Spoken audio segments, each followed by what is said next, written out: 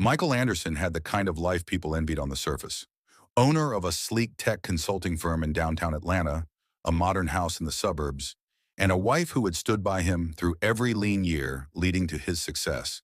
But Michael was no longer the man Clara Anderson married, and in his eyes, she was no longer the woman he wanted. Clara, a black woman with deep brown eyes and striking natural curls, had met Michael, a white man from a wealthy Chicago family during college. Their love had been magnetic, rebellious even.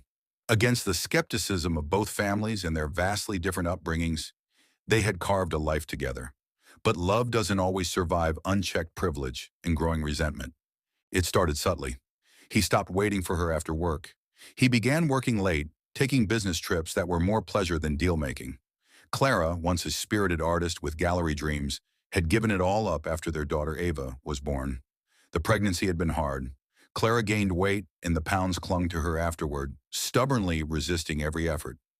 One night, when Clara found a receipt for two at a downtown French bistro she'd never been to, the illusion shattered.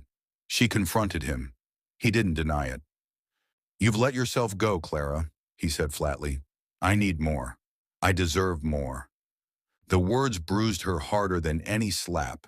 And just like that, Michael packed a bag, kissed their daughter on the forehead, and walked out. House felt cavernous without him, but not in the way Clara expected. The silence was painful at first, then revealing.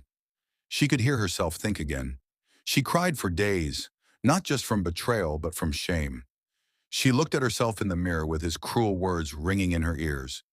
For a while, she almost believed him, but something inside her refused to die. At the age of 34, Clara found herself reimagining her life. She dusted off her sketchbooks, joined a local gym, and began walking Ava to school each morning with her head a little higher. She shed 30 pounds in 6 months, not for Michael, but for the woman she'd forgotten she was. But Clara wanted more than fitness. She wanted power, the kind Michael had used to discard her so easily. So she applied to a top-ranked business program, her admissions essay a searing story of loss, rebirth, and ambition.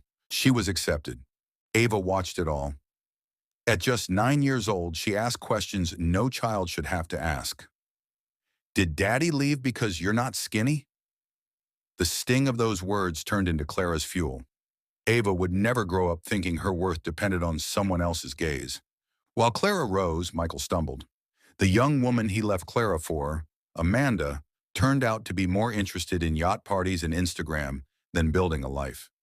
After a year, she left him too with a parting gift of leaked financial documents that triggered a minor IRS investigation.